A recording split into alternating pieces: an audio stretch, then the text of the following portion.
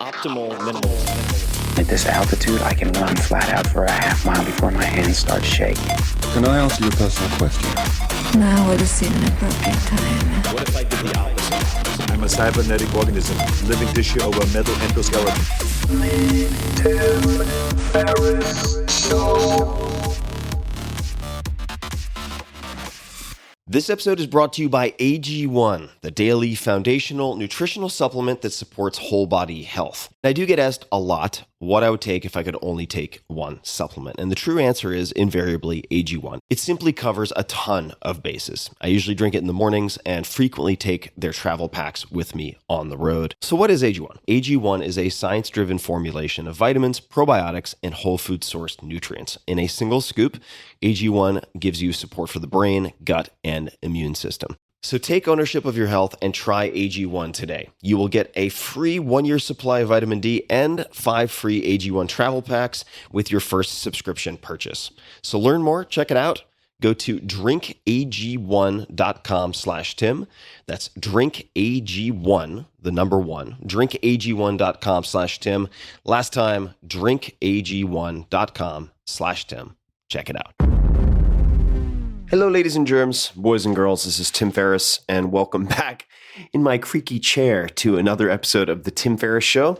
As per usual, we'll be discussing the tactics, tools, habits of a brilliant individual, world-class performer, as I usually say, and this is no exception. You might remember our guest, David Heinemeier Hansson, often referred to as DHH from an earlier episode. He's back for a round 2 because his episode is about to cross 1 million downloads, and that's in barely 2 weeks. So had to bring him back. You had 1 million questions that we didn't get to last time.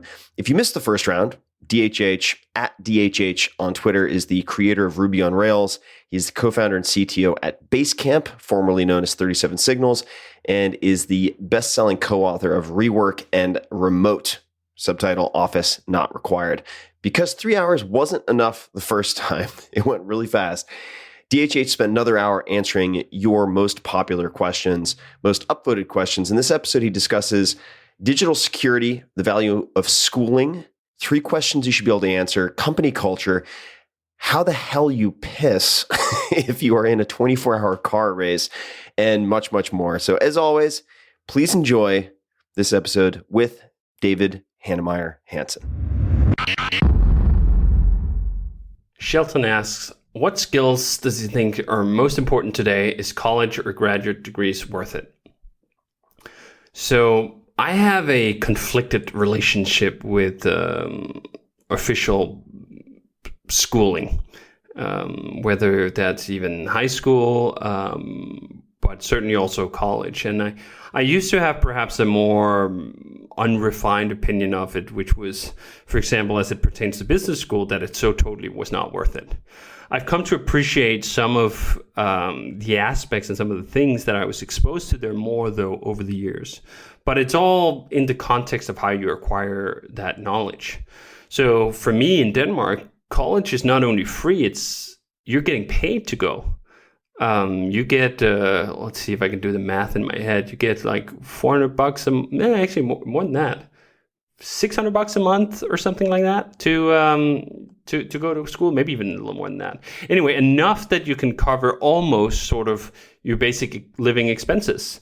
Most people supplement with some work on the side, and I certainly did, but it's not an overwhelming requirement. And then there's also government-assisted loans that have sort of a low cap that won't trap you into sort of debt trap. So I'm evaluating my college experience against that I came out on the other side having being paid for the time I spent there, and I did not end up with a mountain of debt. If you do the same thing in the US and you come out on the other side with $100,000 or $200,000 or any other amount in real student debt, these answers might not apply as directly, and self-study might be a better answer. But what I did like, to get back to the point, about my college exposure was all the things that I perhaps wouldn't just have gotten into on my own. I got a good basic understanding of organizational theory, organizational models, and Maslow's theory, and all of these sort of the basic canon of business administration and the world that it is. And where we ended up with how to run Basecamp was in many ways the opposite, right? Like we didn't follow the prescriptions, many of the prescriptions, but knowing about them was actually helpful in establishing where we would choose to be different and where we wouldn't have to invent the deep dish again. And we could just follow tradition, and where we totally went, well, tradition is stupid.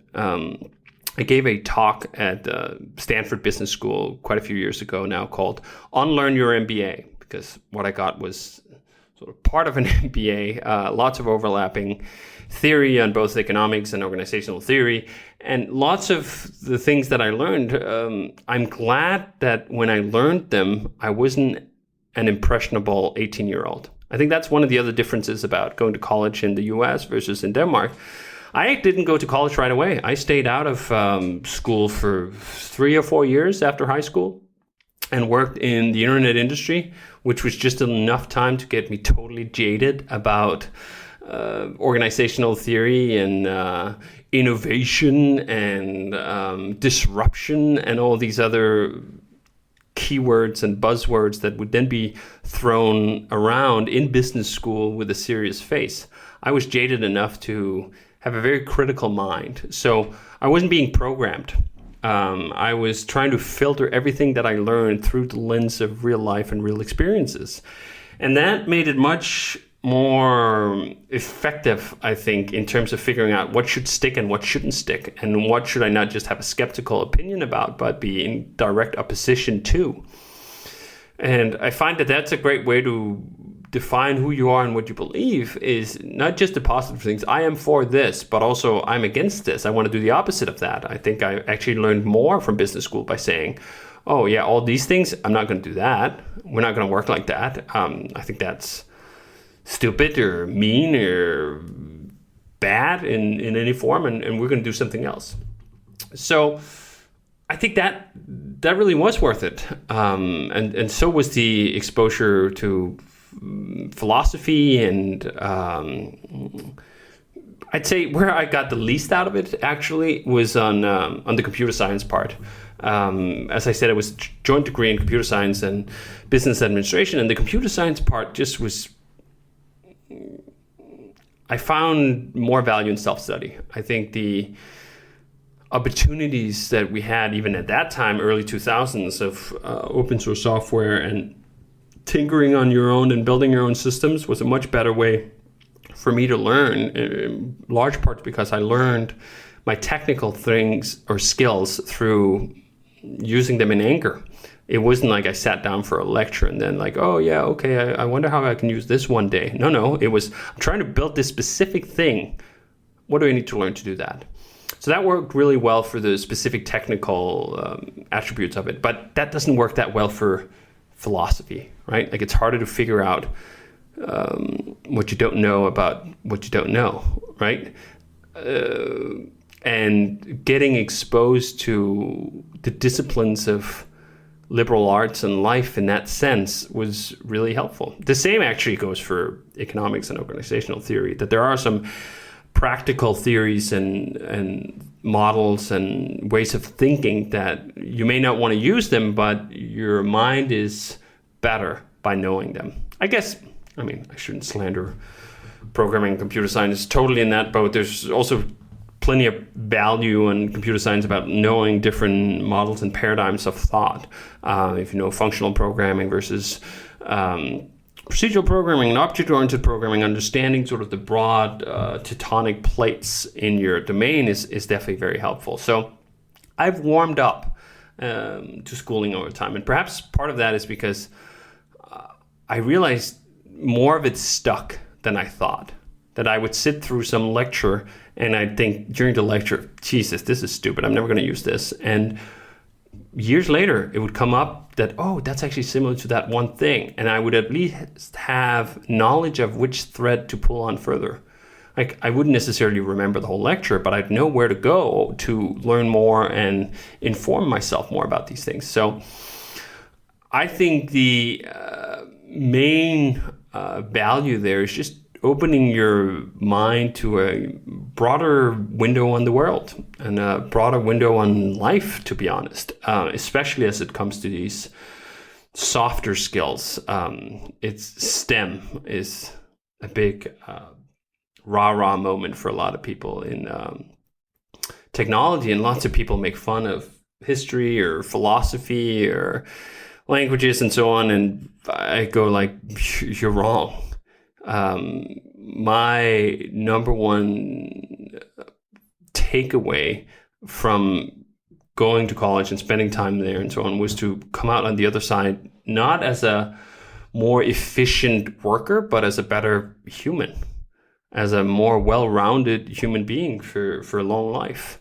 And that notion of the long life is quite accurate. There's several times during the 3-year degree where I went like, oh shit, I'm wasting my time. But you know what? Really, over 3 years compared to what the next 80, there's probably limits to just how much I'm wasting my time.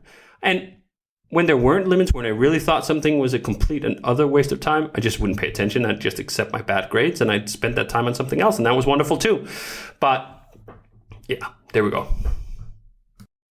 Rodolfo Giant asks, does DHH believe that self-writing code will be a reality soon, AI writing its own code like Skynet? If so, when would that be?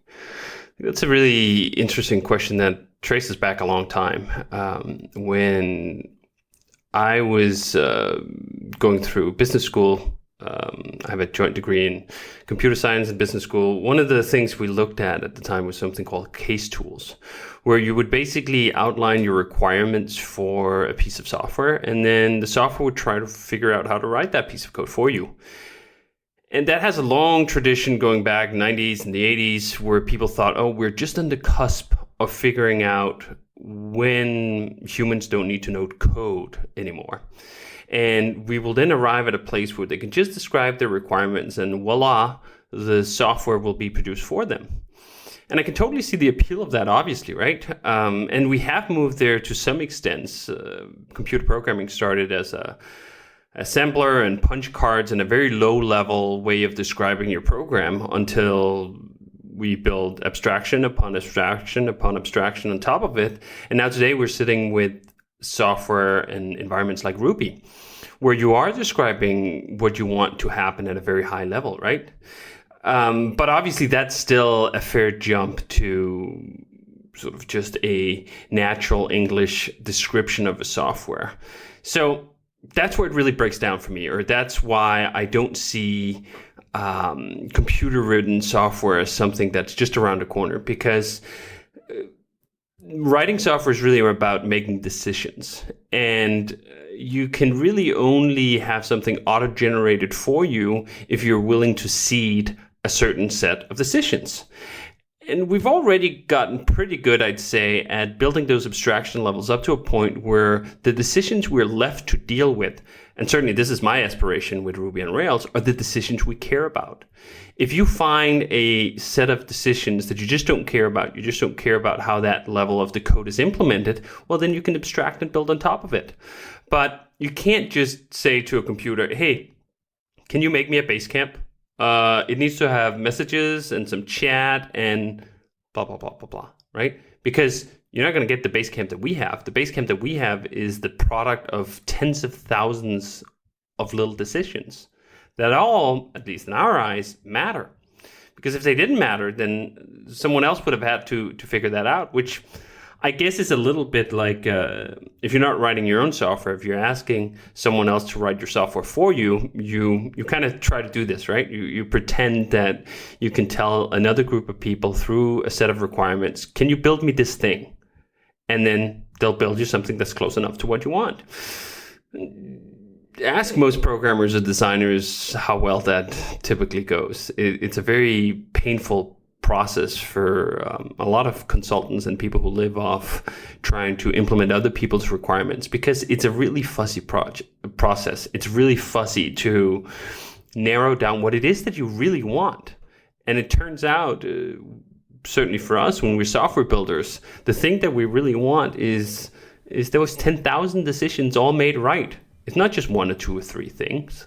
So even if we could get to the point where AI could write software on its own, how would we specify the requirements?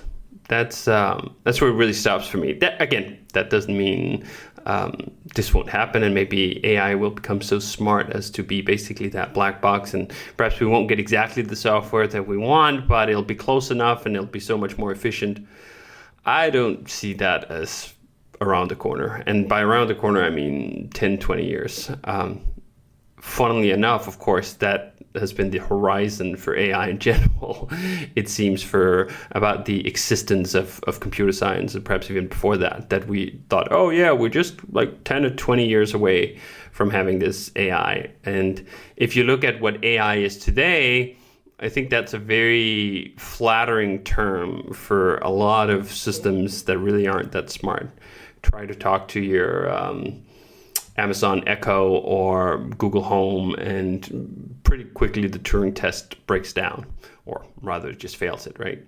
So who knows what's going to happen in 30 years? I don't think anyone can predict that, but I don't see it on the close horizon. I don't see wanting it as long as I care about all the thousands of little decisions that go into it.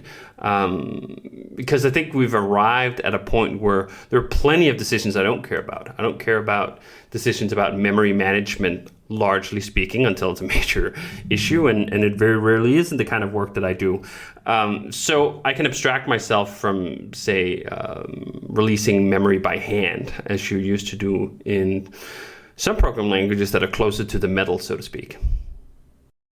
Martin Shorter asks, what are his thoughts on building a company culture? Culture is one of those words that got almost too tainted to be useful, because culture is now sort of a slogan for all sorts of bullshit. And culture is a ping pong table, culture is a mission statement, culture is all these external artifacts, which maybe those are results of culture. I don't think they're a culture itself. I think a far more interesting definition of culture is the things that we do over and over again. And it's hard to just write that up before and say, these are the things we're going to be. Because what happens often is, of course, you don't live up to that stuff. I find the definition of culture far more interesting as a historical expedition, almost. Like, these are the things that we do.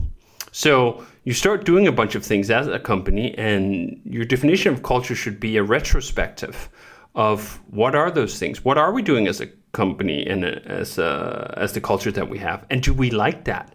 So culture becomes an iterative process where you keep looking back at what you did, and then you make changes when you see things you don't like. And we certainly had a lot of that at Basecamp over the years, where we would look back at certain policies or certain ways we were doing things and say, like, yeah, that's currently part of our culture, but they're not flattering parts of the culture. So let's change them. And then we would have other parts of the culture and go like, hey, that's really working. Like, we should do more of that. And not only should we do more of that, we should spread that as a gospel to other companies such that they too can benefit from this aspect of our culture. And that's what the books that we wrote, Remote and Rework, are about. They're taking the aspects of culture that Basecamp had and have and say, we can share those with other people in sort of snippets.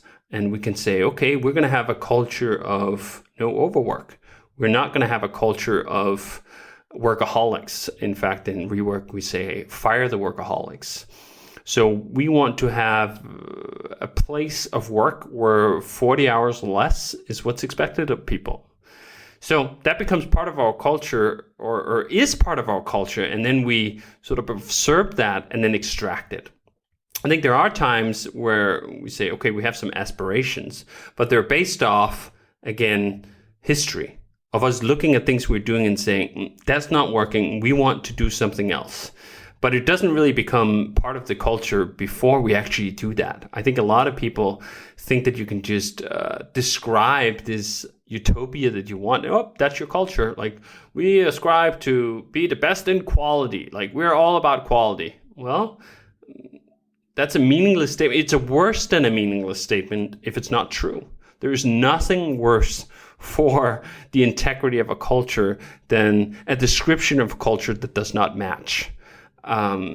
It is incredibly corrosive to have company leaders or company descriptions that do not mirror reality.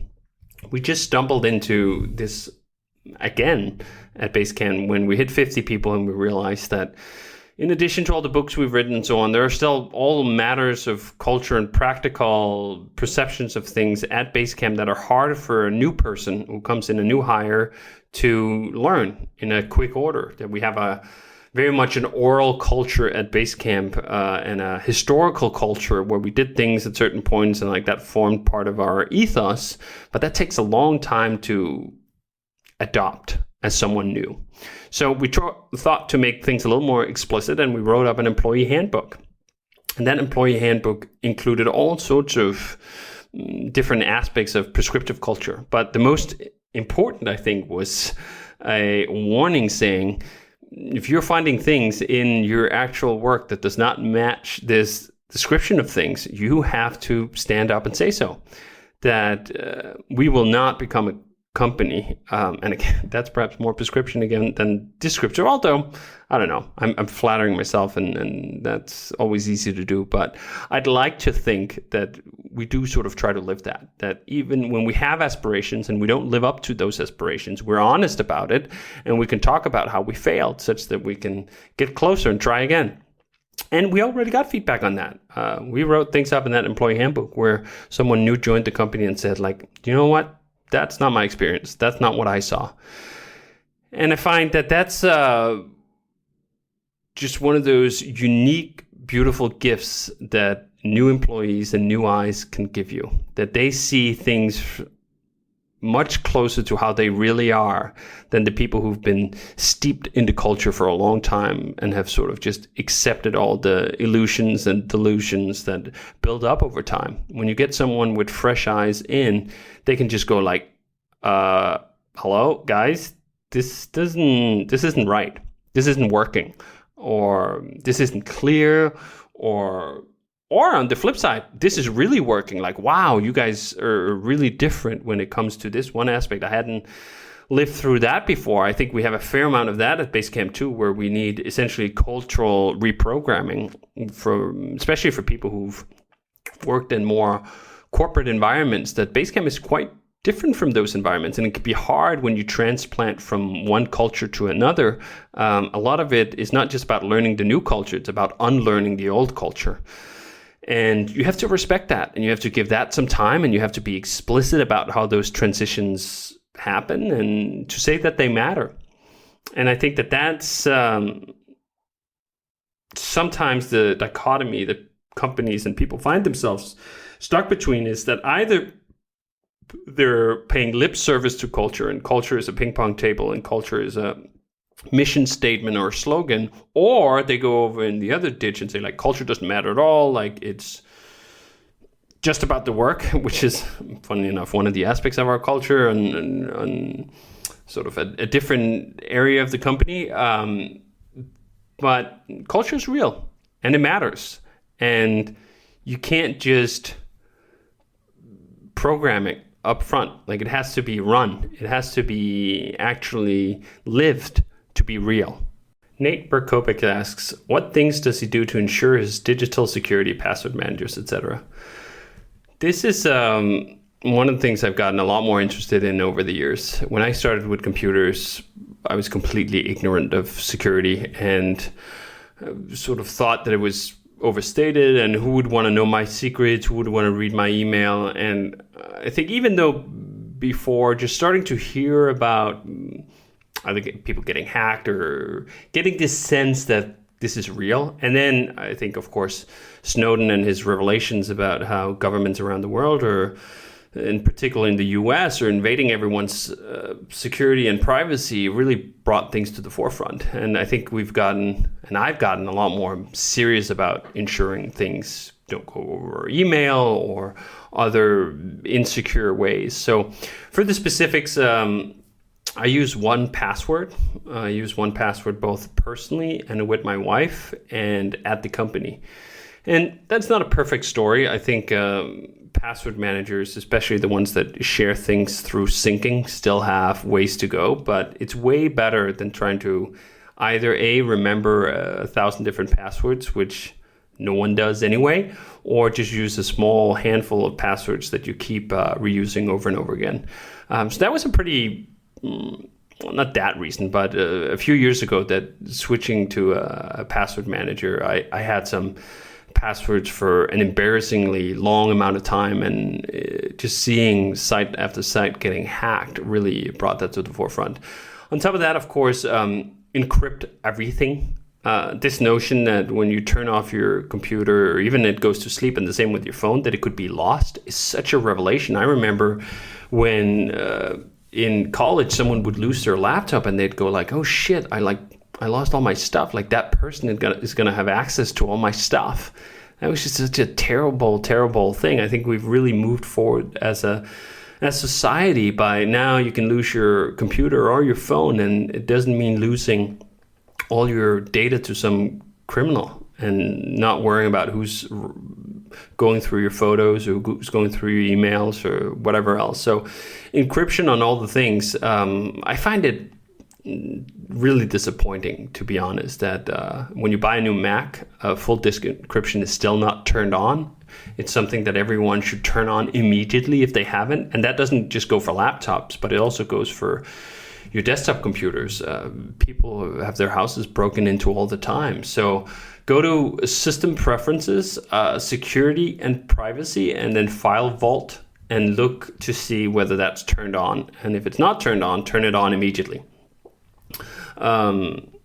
Two-factor authentication is another huge one, especially on your email account. If you have an email account right now that's only secured by a password, especially if that's not a strong password, it's just one you remember, you're just waiting to get screwed. Because if someone gets into your email account, then they have access to everything, generally speaking. They can reset your password on any other site, and they can get into everything, and you will be owned, and it will be very, very painful.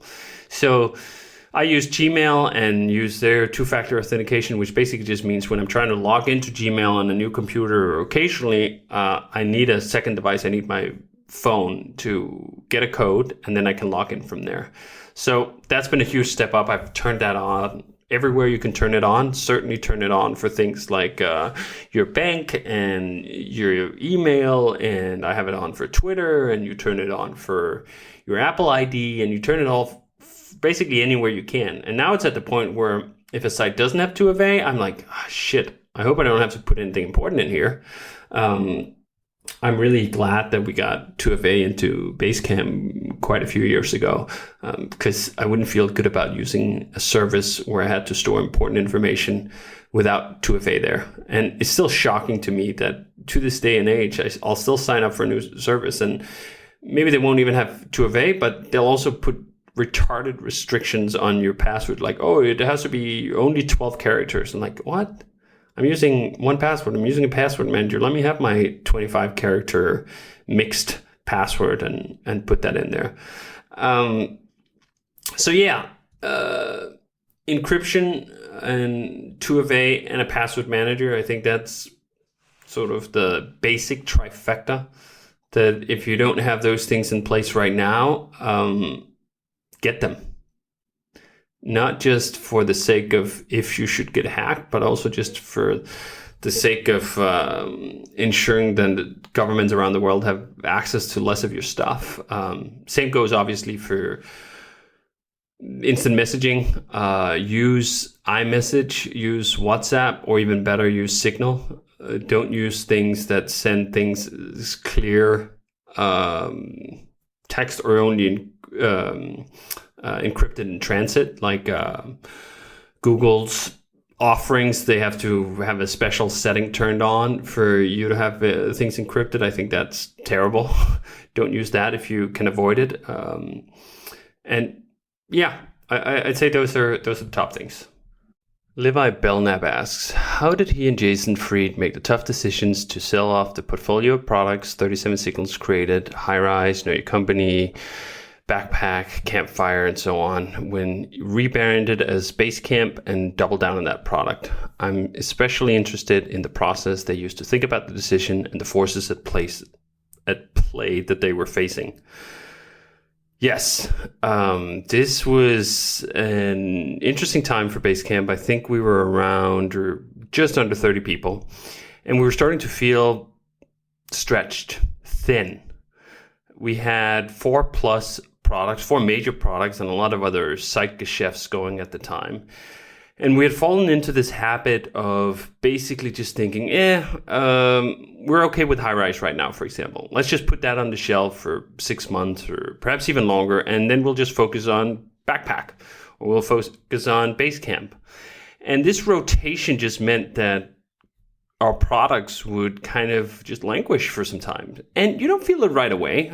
Customers, generally speaking, wouldn't really complain like, oh, there hasn't been any new features for 6 months. But it would still seep in. And worst of all, we felt bad about it. We didn't feel we were doing our products justice. That there was more that we could do and feel better about if our first instinct, we were more people. So that led to the discussion of, hey, we're 30 or 40 people right now. We have to be a lot more. Like, if we have 4 major products and we all want to do them justice and we want to make native apps for all of them, we want to do really good design that we think through, we want to do everything to the peak of our abilities, the best products that we can make, write the best software that we know how. That's not possible with the company we have today. So we face the natural sort of, I don't even call it dilemma, because for most people it's not a dilemma. For most companies it's not a dilemma. What you see is, hey, you have profitable products. They need more people. Just hire more people. That's the natural conclusion, right? Well, not for us. We've always wanted to stay a small company. And for me in particular, I didn't want to run a big company. I didn't want to run a company of hundreds of people.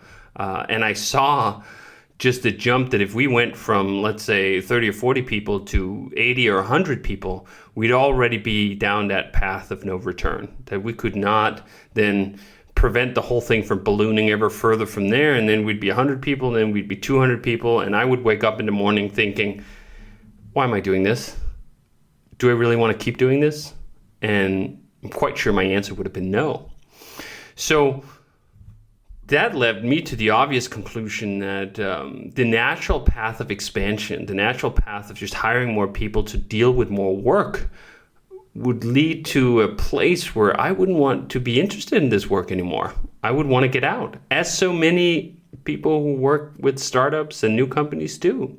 They realize that they enjoy working with companies of a certain size, let's say 50 people or less or 30 people or less, and then they just go with the flow, and then they end up with a large company and they think, oh, okay, it's time to start over. Well, I didn't want that.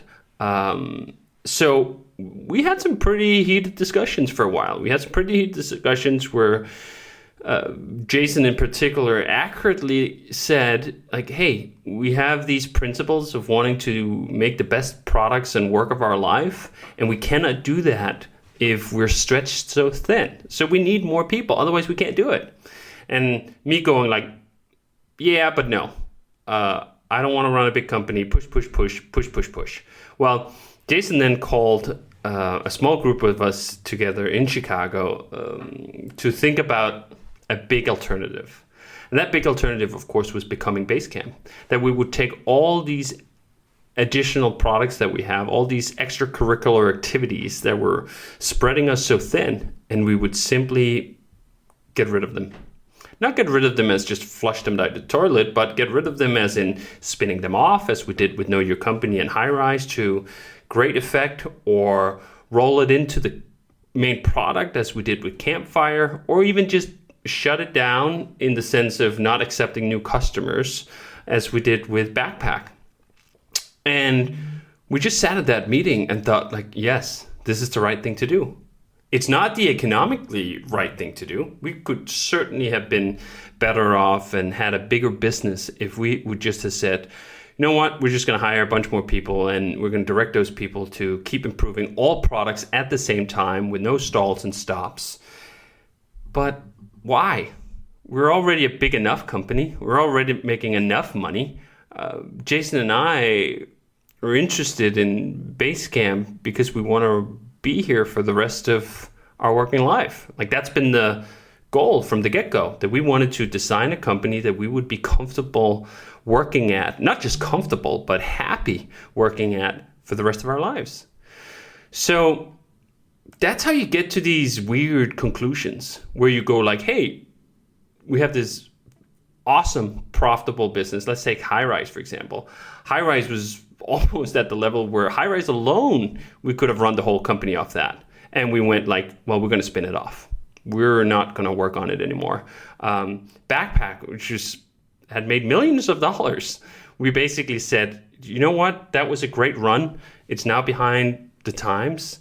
We're gonna park it. We're gonna make it part of our legacy. And as part of that legacy, we came up this saying that we're gonna keep things around until the end of the internet. That someone, for example, who used Backpack was not gonna wake up one morning to a sunset.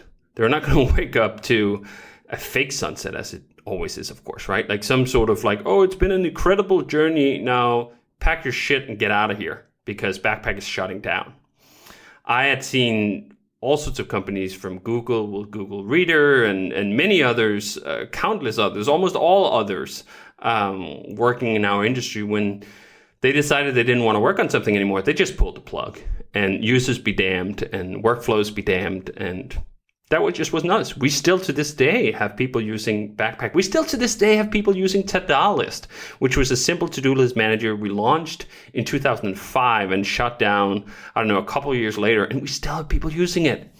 And I'm really proud of that. I'm proud of the fact that we, years and years and years and years later, can maintain our legacy while still having one major focus, Basecamp, that one product. So those were some of the dynamics that were going on at the time. And I think looking back at it now, I just go like, of course we should have done that. Of course this was the right answer. Of course we actually went too long. But that's how things change in business, where we started out with the idea, we didn't know that Basecamp was just going to take off like this. We didn't know that Basecamp was just going to keep on growing as it has. So when we started out, we were hedging our bets. We launched other products in part thinking, well, Basecamp might just be a fluke. It might just go out of business and we better have some other ideas. And that's a good strategy, I think, in the beginning as we were hedging our bets. But then one of the bets just turned out to pay off so spectacularly that it was almost negligent to keep that strategy, keep that original hedging bet strategy. We needed to double down on the thing that was clearly working so much better than everything else, lest we let that slip through our fingers. So there it was. Levi Belknap also asks, he and Jason are both very opinionated. How have they managed their relationship as co-founders, especially being remote? Can you share a story about the biggest fights they've had as co-founders and how they resolved it? General rules and processes to use when managing disagreement and conflict in their relationship. Sometimes things get heated. I think things get heated usually actually when we talk about specific product things, specific ways of attacking features or how to prioritize things, and we see things differently. But that heat dissipates incredibly quickly between Jason and I, I'd say, because we always come back to the fundamentals, the fundamentally shared principles we have for the kind of company we want to build and for the kind of product that we want to build. So when you sort of strip things back to first principles and see like, wait a minute, how deep does this disagreement go? We find that most of our disagreements actually lay at the surface. And if you just keep digging and you keep scratching, as we talked about on the podcast, then you find the common ground. It might just be buried a little further down, but it's there. Because if it's not there, then you have deeper problems anyway, right? Like then things wouldn't last for this long. But on top of that, we've used all sorts of specific tactics to resolve these surface tensions. And one of the tactics that I particularly like and we've used for a long time is who cares most. So when we go into a disagreement, sometimes the heat can get pretty hot, but usually there's one person who cares more than the other person. And we've just set up a give and take system where whoever cares most if the discussion goes long wins. That means that sometimes I can care a fair amount about something and then just still say, all right, I'm going to let it go. Jason, you do it. And then he does it. And then the next time, perhaps I'm the one who cares the most. And then we go with my side of things. And the majority of the time, we then argue, get heated. Then everything calms down. We perhaps take a day away from it, come back to it, and then we're all on the same page. So even those areas or times where we have to basically just concede a point, they're pretty rare. And when they happen, it's fine. It'll play fine. Over 12 years, you'll have some, I'll have some. Everything will be just fine. Another tactic to use when you have disagreement is who's going to do the work. If I have strong opinions about how a piece of design is supposed to be implemented, well, if it's Jason who actually has to do the work and corral the troops of designers that he's working with, well, he just has a natural advantage there. He has naturally higher ground. Doesn't mean he's always right. Doesn't mean we'll always go that way, but I'll concede the point more often than not when it falls into his specific wheelhouse, which is design. Same thing goes with programming. We talked about lots of features in Basecamp where it's mostly a technical challenge. And as the technical person or the programmer of the two of us, I get to have the higher ground when it comes to technical matters. So I think we have a great mutual respect for that expertise that each of us hold. Well, then, of course, we also have the overlap areas where it's about generally running the company or marketing or anything else like that. We can't really use higher ground in those scenarios because it's more even ground we're being met on. But that also means that either we use that other principle of who cares more about it, or as it happens in most cases, neither of us end up being that passionate that if you talk about it for just a little while longer, then it resolves itself. And finally, I'd say we employ the same tactic that we encourage everyone at the company to employ, which is to stop talking and start making. When we have disagreements about which way to go, just trying it usually resolves things very quickly. So if it's about a feature in Basecamp, then you have to implement it and see how it feels and see how it works. If it's about a marketing strategy, just find the smallest way you can get a disprovable test going and then try it. Again, if I think something is not going to work and we try it and it doesn't work, okay, so what? Well, we wasted a little bit of time, we wasted a little bit of money, no big deal. If we try something I don't think is going to work and it works, again, I win.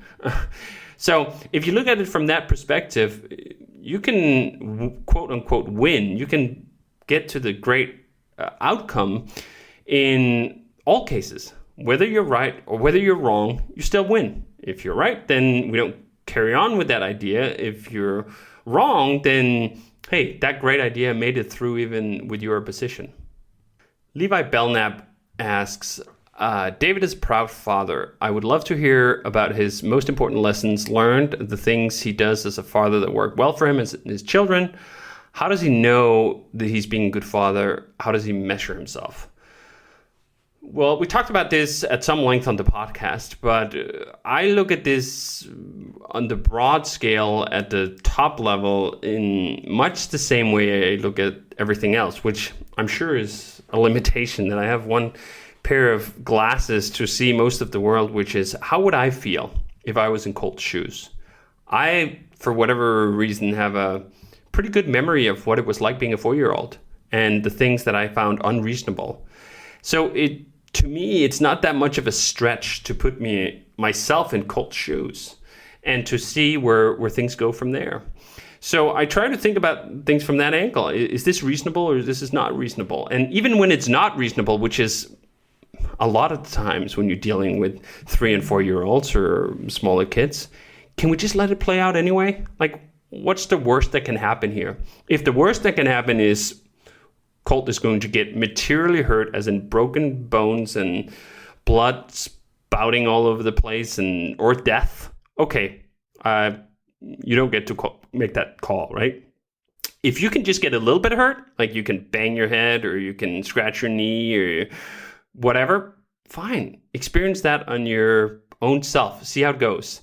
If you want to stay up past quote unquote your bedtime, which is this things that adult impose on kids to tell them when it's convenient for the adults to go to sleep, fine. You can do that. You can choose on your own. And sometimes I'll say, like, if you want to just keep being on your iPad, you can do that. You get to sit in the living room by yourself. I'm going to bed because I cherish and value my sleep immensely. So if it's time for me to go to bed anyway, well, I'm just going to do that, and you can figure out what you want to do. And what usually happens is he'll continue playing for another 10, 15 minutes, and then he will want to go to sleep too.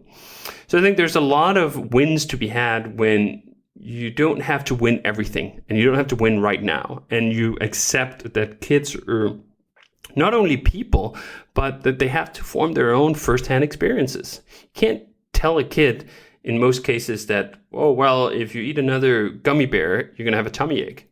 Much better for him to just gorge himself on those gummy bears and get that tummy ache and learn from himself that, like, eating a whole bag, like, isn't that great? Same thing with the sleep thing. If he wakes up and he's tired in the morning, well, there's some feedback.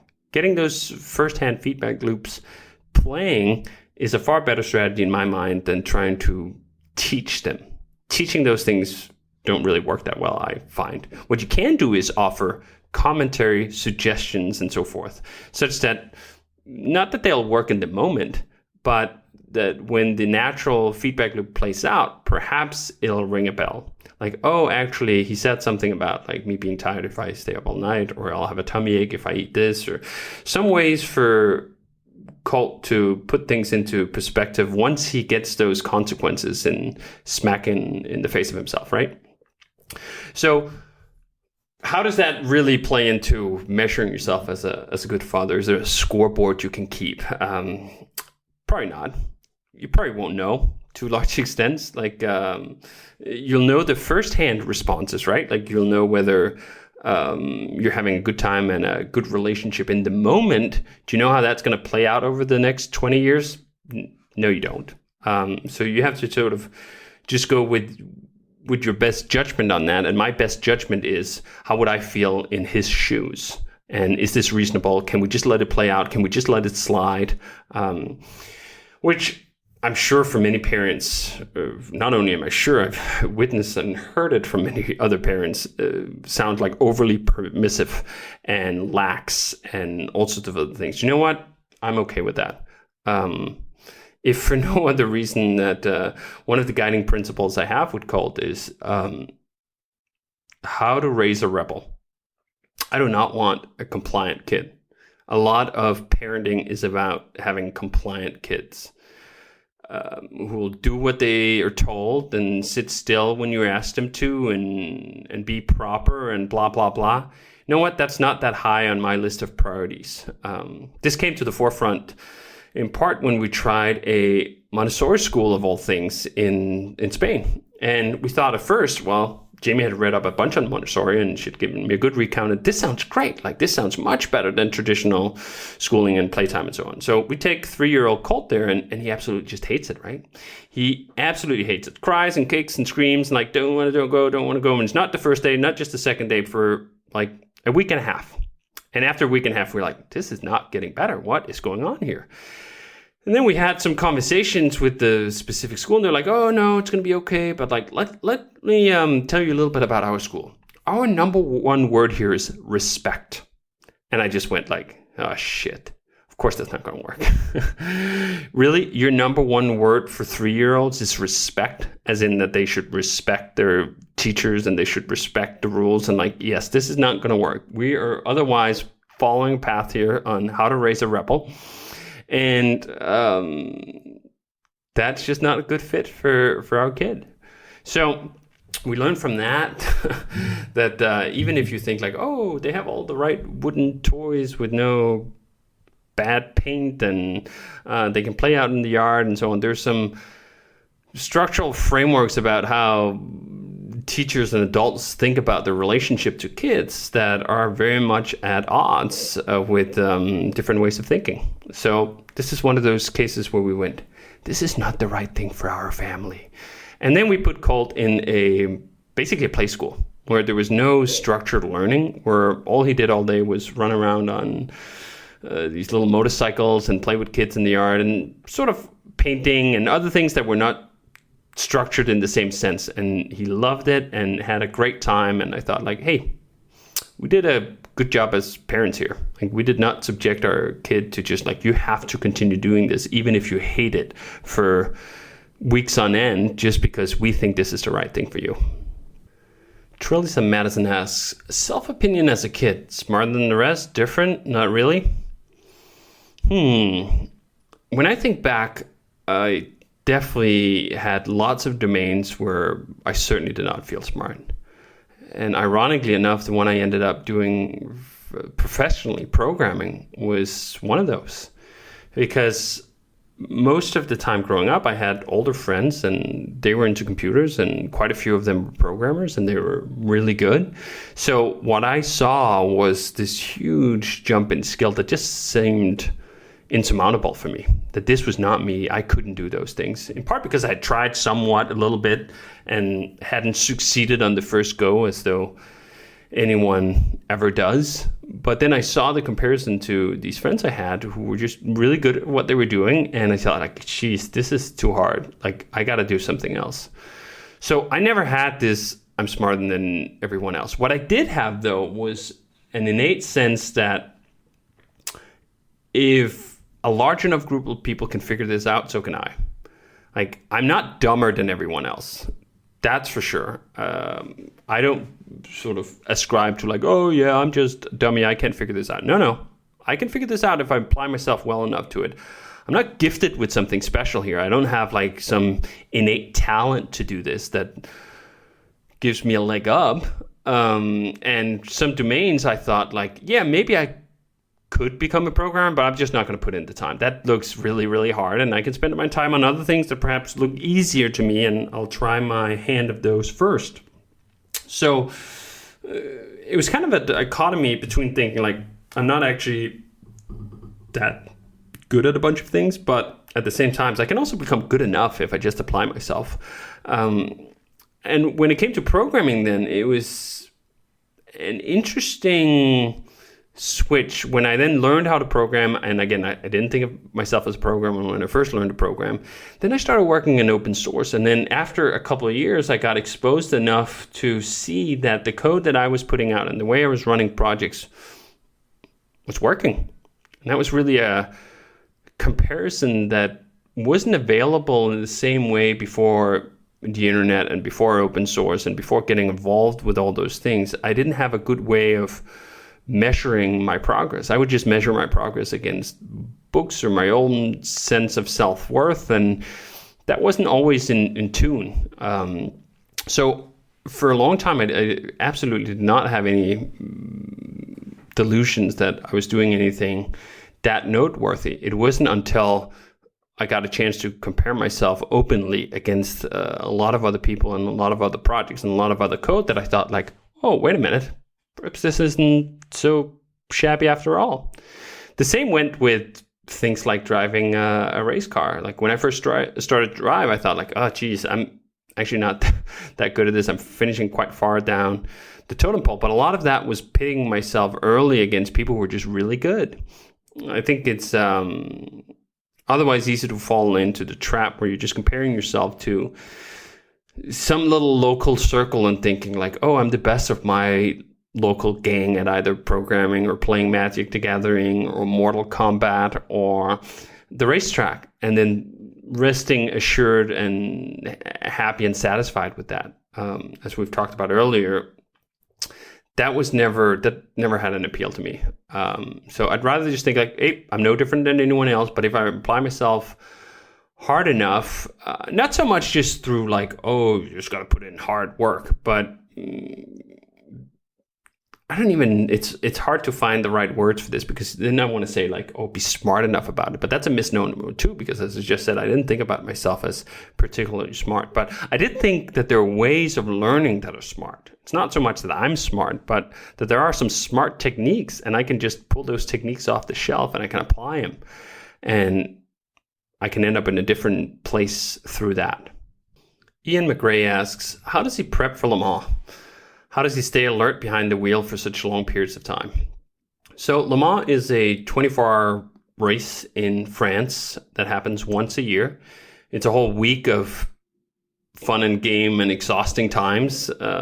They start by doing the scrutineering, as it's called, the check of the cars, the technical check that they live up to all your regulations in the town center on like the Sunday, and then the race is that Saturday. So it's a really long week, and it's a really exhausting time. And you do have to prepare for that. And it's an interesting sort of way that you do prepare. One of the greatest way, I think, to prepare for Le Mans is to just do a bunch of racing before it. There really is no other exercise like actually being on a racetrack that will stand in for that. That doesn't mean that that's the only thing you do. Usually ahead of every season, I have a fairly rigorous training program, maybe 3 times a week. I certainly did this year, where I work with a personal trainer for 1 hour, 3 times a week. And we do strength training and we do endurance training and so forth, just to have a general good fitness level. That's certainly important. It's certainly important to just be in a good shape. I don't take it that extreme. I mean, there are definitely professional drivers, certainly the ones that race in the top prototype class LMP1 that has the toughest physical requirements, that do just intensive non-stop training in their bike and do all these other things. Well, I'm not a full-time athlete. That's, to be honest, I don't enjoy it that much. I exercise because I know it's good for me. I know afterwards that it feels better. I know that I'm going to be sort of in better overall shape, not just physically, but mentally as a human being. And because I want things. I want to be competitive at Le Mans. So these are the things I have to do. And I've just found that those things just don't happen automatically for me. I'm not the person who just like says, oh, there's an hour, let me just go work out. So that's where having a trainer and working on appointment with someone has been really helpful to me. So I do that. And then it's the funny thing with Le Mans is that a lot of it is still mental too. It's not just about the physical preparation for it. I've seen plenty of drivers who are in great physical condition still absolutely bomb at Le Mans because they just can't keep the mental game together. And part of the mental game is, if you're leading, if you're close to leading, is the pressure of not making a mistake for that many hours, just going around and around and around, going to get to you. Are you trying to reach too high and for too much, such that you get yourself into one of those mistakes? There's a lot of patience to be played, and it's easy to have that patience perhaps in the first stint or the second stint, but perhaps a little harder to have that later in the game, and that's when a lot of people make mistakes. You also, of course, have the fact that it is 24 hours, and when you say 24 hours, it's not really 24 hours, it's more like 36 hours or 40 hours, because you get up pretty early that morning. The race doesn't start until 3 o'clock, so you've already been up for a long time by the time the race starts.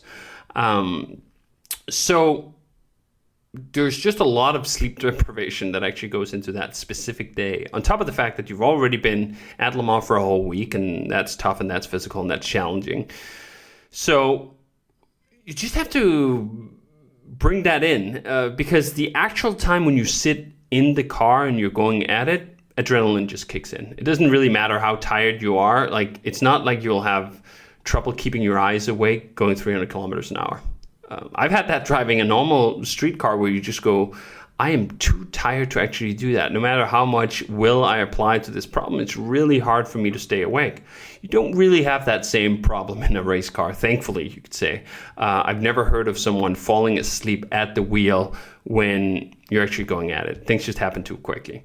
But that can sometimes give you a false sense of security, that just because you can keep your eyes open, that your mind is open too, and that you're making all the adjustments to your routine as circumstances demand them. Because driving around a racetrack for 24 hours, it means that the track changes. You have all sorts of things. People go off track, people who are not you, they pull on gravel onto the track. You have to make constant alterations. So you have to not just be awake, but have an open mind to changing things and changing things up. And I think that is probably one of the hardest things for a lot of drivers, that just keeping in that open mode, not just putting it on autopilot, because on autopilot, that's when you make a mistake. And the next time you come around for some corner, there's a car that's dragged something up onto the track, or the track itself just changes. Over the 24 hours, it changes immensely. More rubber goes down, or if you have weather, or any of these other things. So that's some of the considerations I put into it. That is why I think Le Mans is just the greatest race in the world, because it brings these challenges you don't usually feel when you do a 6-hour race or 45-minute race for that matter. It's a unique challenge to make no mistakes and stay on your game for 24 hours. Stuart Howard Smith asks, where do you take a piss when racing a 24-hour Le Mans race? Well, in the seat. That is the honest truth. I have never in my 6 years of racing had to pee that bad that I went in my seat, but I guarantee you that lots and lots of drivers have. I was just actually in a 10-hour race in the US a couple of months ago, and my co-driver goddamn peed in the seat. And he was in the start of his stint. He's been out for an hour, and I think the realization that he had to be in the car for another 2.5 hours, he just went, fuck it, I'm peeing in my seat. And of course, the team is laughing and laughing and laughing. And why are they laughing? Well, they don't have to go into the seat after him. I had to go into the seat after him. And the guy, one of the mechanics, was like, oh, you're going to have such a monkey butt when you get out. Because apparently when you sit in other people's pee for a couple of hours, like, that's not that great for your skin. It soaks in through your suit and, well, generally it's just disgusting. I think that is one of the drawbacks of team racing when you have multiple drivers in a lineup who have to share a car together.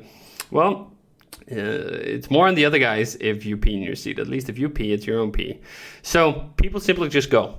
It doesn't happen all the time. It doesn't happen frequently, but it does happen often enough that absolutely the consequences is something that most race teams who've been in business for a while, they know all about. Hey guys, this is Tim again. Just a few more things before you take off. Number one, this is 5 Bullet Friday.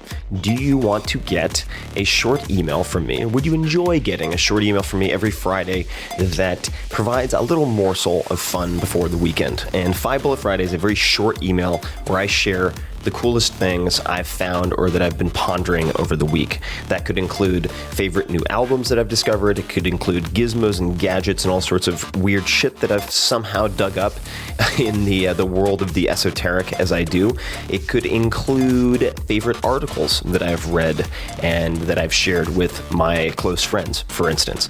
And it's very short. It's just a little tiny bite of goodness before you head off for the weekend. So if you want to receive that, check it out.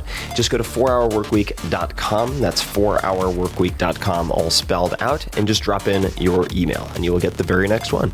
And if you sign up, I hope you enjoy it.